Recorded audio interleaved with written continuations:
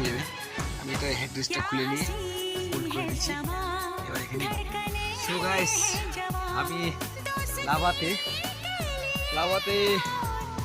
আমি driver room পাইছি, কিন্তু লাভাতে থাকবো না, রুমে থাকবো না, কারণ রুম থেকে গাড়ি অনেক দূরে থাকবে, আর আমি গাড়ি দূরে থাকলে আমার রুমে ঘুম আসবে না, আর তার জন্যে আজকে আমি গাড়িতে ঘুমাবো।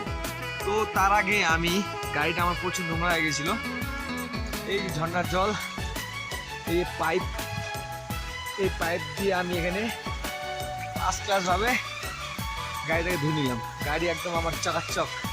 এবার শুধু আমার হাত মুখ ধোয়া হয়ে গেল, এবার গাড়িটাকে শুধু আমার মুছতে হবে।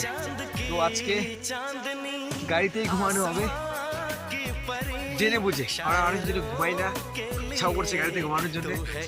আর হোটেলের রুম থেকে আমার গাড়ি অনেক দূরে পার্কিংয়ে থাকবে, আর আমার দূরে গাড়ি থাকলে আমার রাতের ঘুম আসে না, তার জন্য আজকে গাড়িতেই ঘুমাবো। আমার গাড়ি দেখাচ্ছি, গাড়ি চকাচক হয়ে গেছে। এই যে আমার গাড়ি একদম ধুয়ে চকাচক, প্রচুর নোংরা হয়ে গেছিল, প্রচুর।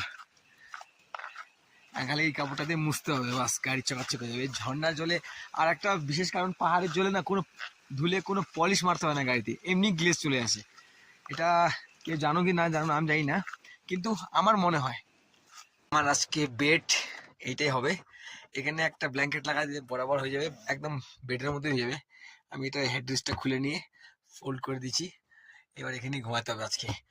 আমি রুম পাওয়া সত্ত্বেও গাড়িতে ঘুমাবো, কারণটা হোটেল থেকে গাড়ি অনেক দূরে থাকবে, আর আমার গাড়িতে চতুর্দিকে অ্যাক্সেসরিজ বেশি লাগানো আছে, ওর চুরির ভয়ে আমি আর হোটেলে ঘুমাবো না। ঠিক আছে।